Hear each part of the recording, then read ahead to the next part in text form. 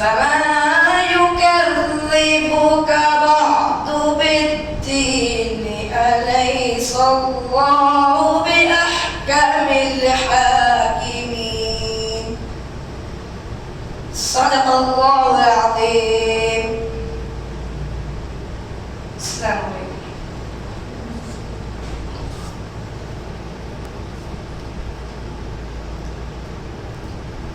نعت کے لیے محمد حسن سلامہ سے بجائے کہ آئے اور نام نبی کریم صلی اللہ علیہ وسلم کی بارگاہ میں اپنا نذرانہ نعت پیش کریں.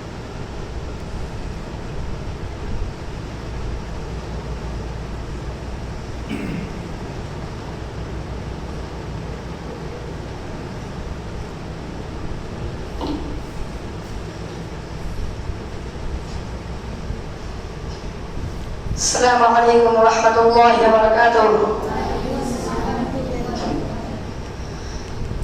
سامان تجارت میرا ایمان نہیں ہے، سامان تجارت میرا ایمان نہیں ہے، ہر در پہ جھکے سر یہ میری شان نہیں ہے،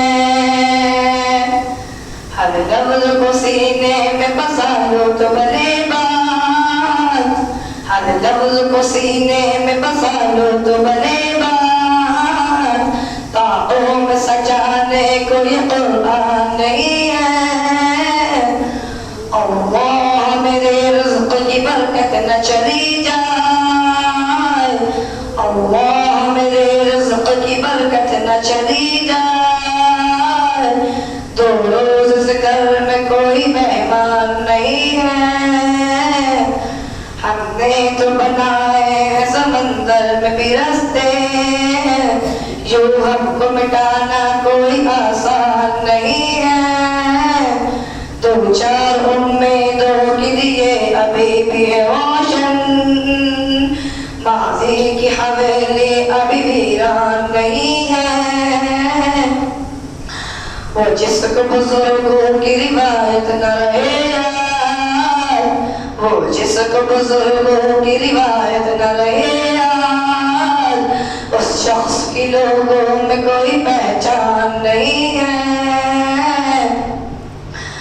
سجدوں میں تڑپ روح میں اب جان نہیں ہے، مومن کی سلامت کوئی پہچان نہیں ہے، سامان تجارت کوئی میرا ایمان نہیں ہے، ہر در پہ جھکے سر یہ میری شان نہیں ہے.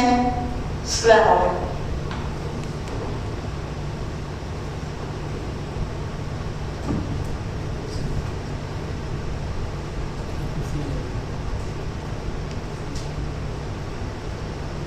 اب آئے ہوئے مہمان مولانا محمد فاحد صاحب سے گزارش کرتا ہوں کہ وہ آئے اور 15 اگست کی تاریخ کے حوالے سے کچھ روایت کریں.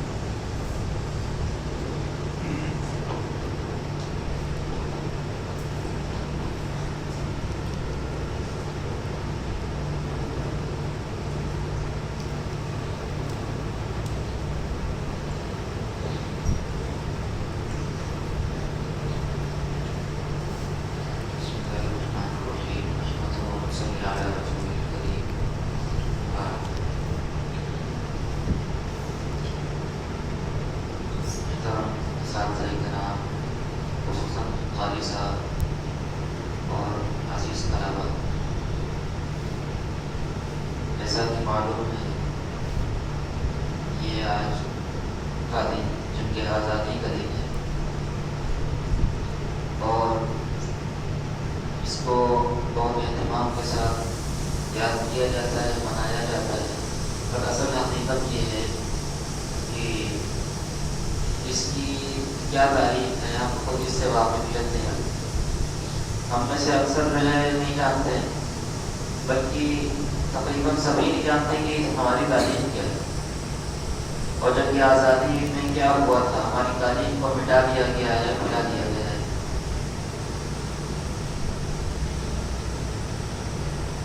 قاری صاحب کا حکم ہوا کہ کچھ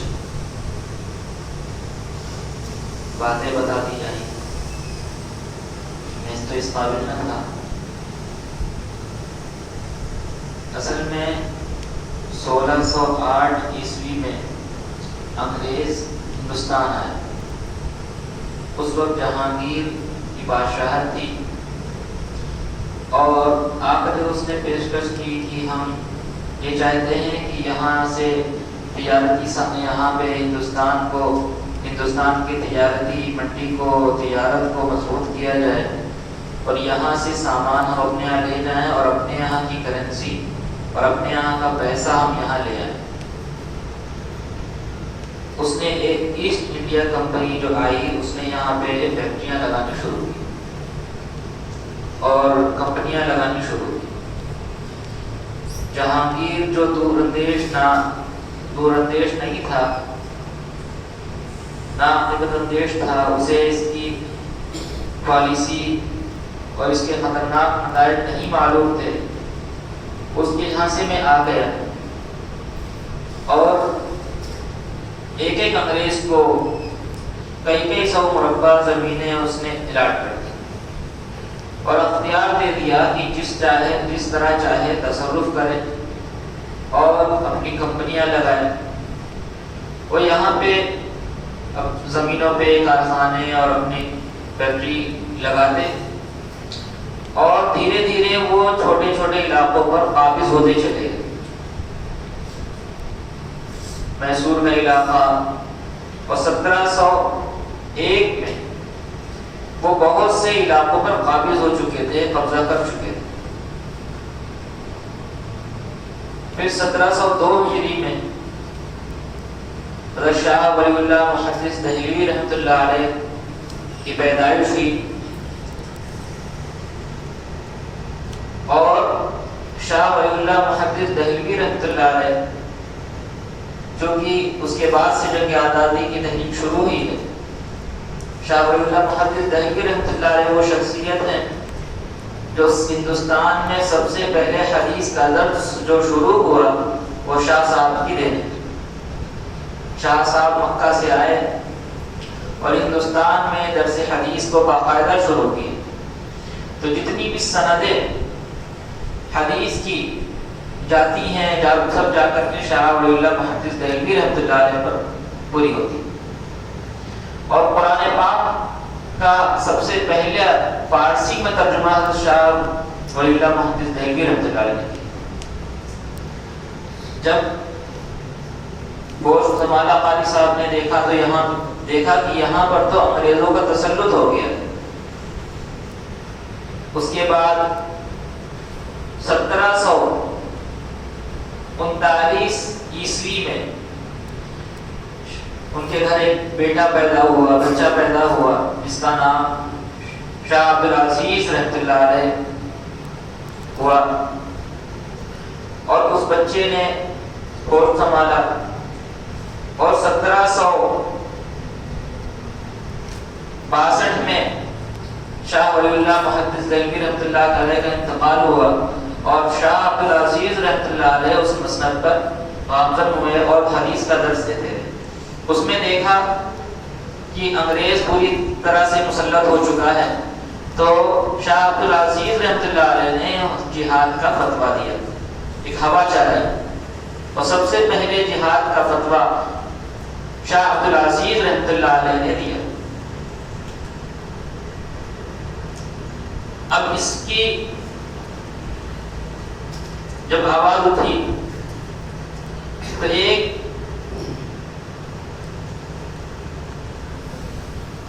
حیدر علی کے گھر ایک بیٹا پیدا ہوا اور اس نے جب وہ سنبھالا اس شاہ عبدالعزیز رحمۃ اللہ علیہ کے زمانے میں اس نے ایک فوج تیار کی اور 350 کی فوج تھی.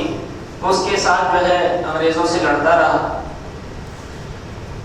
اور فتح ملتی ہی شروع میں. بعد میں انگریزوں نے دیکھا کہ اس کو ہرانا مشکل ہے تو اس کے جو سپہ سالار تھا اس کو خرید لیا. 900 مربع میل زمین الاٹ کر دی جس کو میر صادق کے نام سے جانا جاتا ہے کہ بہت بڑا غدار نہ ہوا جس کی وجہ سے. اور جو اس نے فوج کھڑی کی اور فوج تیار کر کے انگریزوں کے خلاف شروع سب سے پہلی جنگ کی وہ ٹیپو سلطان. فتویٰ سب سے پہلے جہاد کا شاہ عبدالعزیز رحمۃ اللہ علیہ نے دیا، جو شاہ ولی اللہ محدث دہلوی رحمۃ اللہ علیہ کے صاحبزادے تھے. اور اس فتوے پہ ٹیپو سلطان رحمۃ اللہ علیہ نے جنگ شروع کی، اور غداروں کی وجہ سے وہ جنگ وہ شہید کر دیے گئے. اور 1799 میں ٹیپو سلطان رحمۃ اللہ علیہ کو شہید کر دیا گیا. آج ٹیپو سلطان کی تاریخ مٹا دی گئی، کتابوں سے مٹا دی گئی، اور پہلی کتابوں میں جو ان کی شکل دکھائی گئی ہے وہ بغیر داڑھی ہے، کہ اس میں داڑھی نہیں ہے. حالانکہ ٹیپو سلطان رحمۃ اللہ علیہ باشرح شخصیت ہے، کبھی داڑھی پہ استرا اور کینچی نہیں لگائی، بہت بزرگ اور تقوی والے انسان.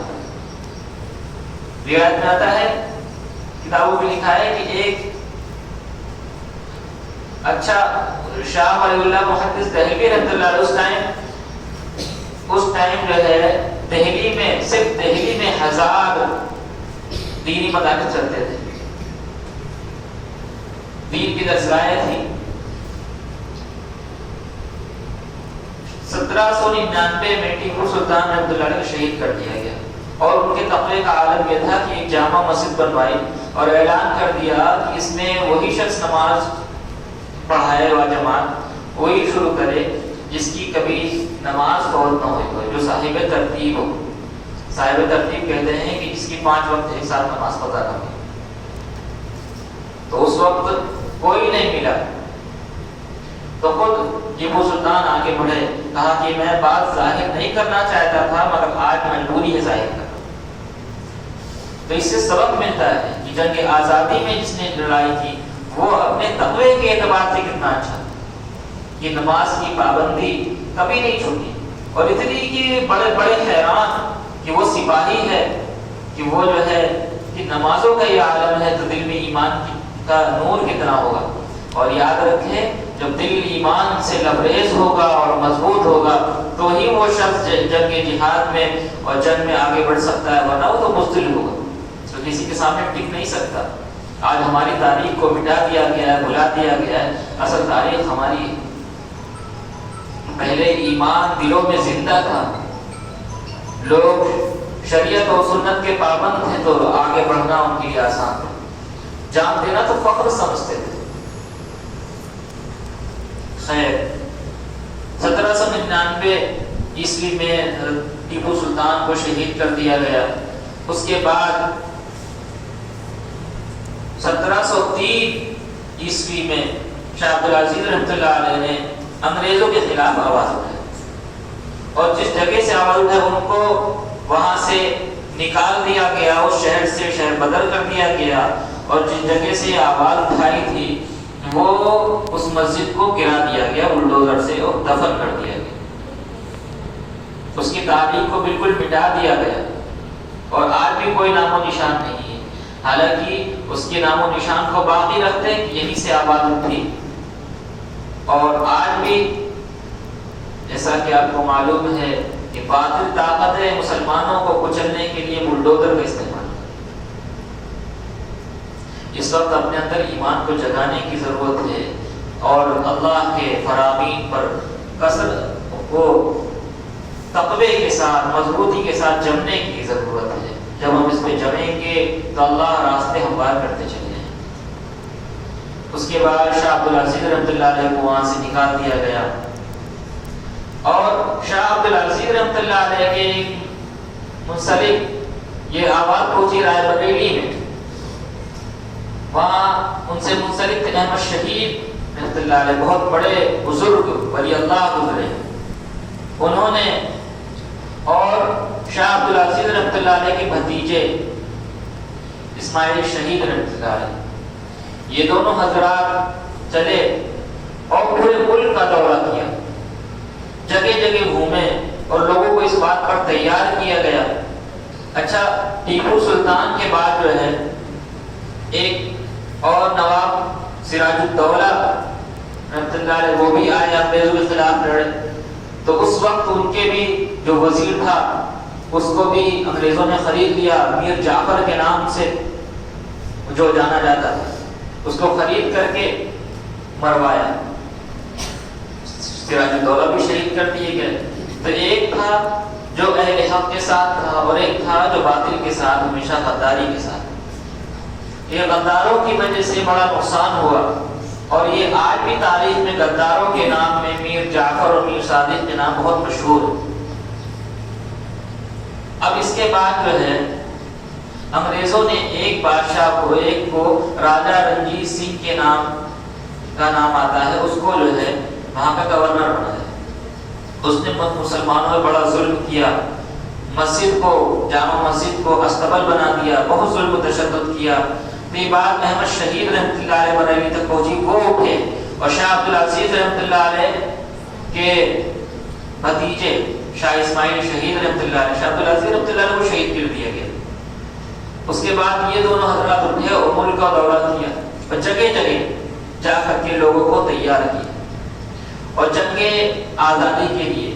پھر اسی طرح 1830 میں سب جو ہے جا کر کے ایک فوج تیار کی۔ احمد شہید رحمۃ اللہ علیہ نے 10,000 ان کے مریدین تھے اور 700 فوج کو لے کر کے پھر جنگ سے انگریزوں سے لڑتے بہت سے خطوں کو فتح کیا اور بڑھتے رہے آگے۔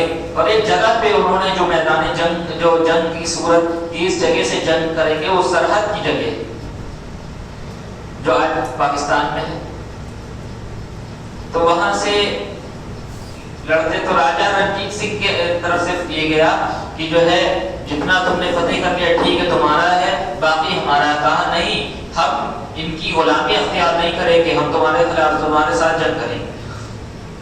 خیر وہ آگے چلتا رہا، آخر میں مسلمان شکست پائے اور 1857 میں ایک باقاعدہ جنگ کی صورت ہوئی جس میں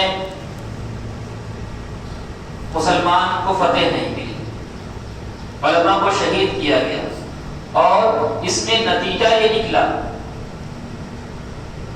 کہ انگریز مورخ تھامس وہ لکھتا ہے کہ جب تک یہ علماء ان کے زندہ ہیں اور ان کا قرآن ہے، ہم ان کو فتح نہیں کر سکتے۔ تو چن چن کر کے علماء کو شہید کیا گیا، 33,000 علماء کو شہید کر دیا گیا، پھانسی میں لٹکا دیا گیا۔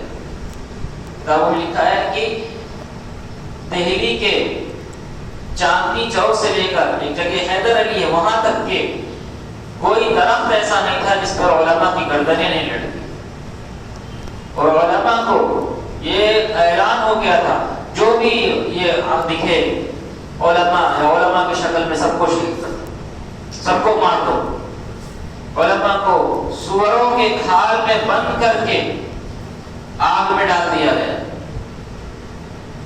تو یہ اس طرح، اور اس میں عبید اللہ سندھی رحمۃ اللہ علیہ اسی سلسلے سے افغانستان گئے کہ وہاں فوج کو مستحکم کر کے یہ حملہ کرے۔ اسی طرح اسی میں تحریک ریشم رومال چلی، اور محمود الحسن دیوبندی رحمۃ اللہ علیہ جسے شیخ الہند کے نام سے جانا جاتا ہے، جیل بھی گئے، اور یہ علماء بہت کثرت سے شہید کیے گئے، 33,000 علماء کو شہید کر دیا گیا، اور قرآن کو بالکل ختم کرنے کے لیے ایک قرآن کو جلا دیا گیا۔ یہ ہماری تاریخ ہے کہ اتنی قربانیوں کے بعد، اور یہ ہوتے ہوتے آخر میں پھر یہ جنگ، پھر آخر میں یہ غیر مسلم کچھ اس میں یہ ہوا کہ اکیلے مسلمان ان غیر مسلموں کو ملایا جائے۔ شروع میں کوئی اس میں شامل نہیں تھا، آخر میں غیر مسلم میں جن کے چند گنے چنے نام ہیں وہ ساتھ شامل رہے، اور وہ اس کے ساتھ جنگ ہوتے ہوتے پھر 1947 میں جب ملک آزاد ہوا اور انگریز بھارت چھوڑنے پر مجبور ہو گئے۔ آج 76واں سال ہے آزادی کا، اسے ہم اتنے اہتمام کے ساتھ مناتے ہیں۔ یہ ہماری تاریخ ہے کہ یہ سب سے پہلے جنگ آزادی کا فتویٰ شاہ عبدالعزیز رحمۃ اللہ نے دیا، اور ان کے بھتیجے شاہ اسماعیل شہید رحمۃ اللہ علیہ، احمد شہید رحمۃ اللہ علیہ نے ملک کا دورہ کیا، لوگوں کو اس بات پر تیار کیا اور جنگ شروع کی، اور خود اس اسماعیل شہید رحمۃ اللہ علیہ کا تقوی کا یہ عالم تھا کہ جنگ کر رہے ہیں اور ایک دشمن دین کے دشمن نے حضور صلی اللہ علیہ وسلم کو گالی دی، تو اسماعیل شہید رحمۃ اللہ علیہ نے یہ قسم کھا لی، لکھا ہے کتابوں میں، خدا کی قسم جب تک تجھے ماروں گا نہیں مروں گا نہیں۔ اور اللہ والے جب دل میں ایمان کا نور بھرا ہوتا ہے، بندہ اپنے آپ کو گناہوں سے بچاتا ہے، تو جب کسی چیز پر قسم کھا لیتا ہے تو اللہ اس کو پوری بھی کر دیتا ہے۔ لکھا ہے کہ اس دشمن نے آپ پر تلوار ماری، آپ کی گردن کٹ گئی، اور مگر چونکہ قسم کھا رکھی تھی اللہ کو یہ کرامت دکھلانی تھی، اور اسی حال میں آپ تلوار لے کے اٹھے اور اس کو مارا ہے، وہ مر گیا، پھر آپ گر گئے۔ تو اس سے سبق ملتا ہے کہ اپنے اندر ایمانی نور، ایمان کا تقویٰ پیدا کیا جائے، اللہ کا خوف، اس کے ساتھ بزدل بن کے نہ رہا جائے، بہادر بن کے رہا جائے۔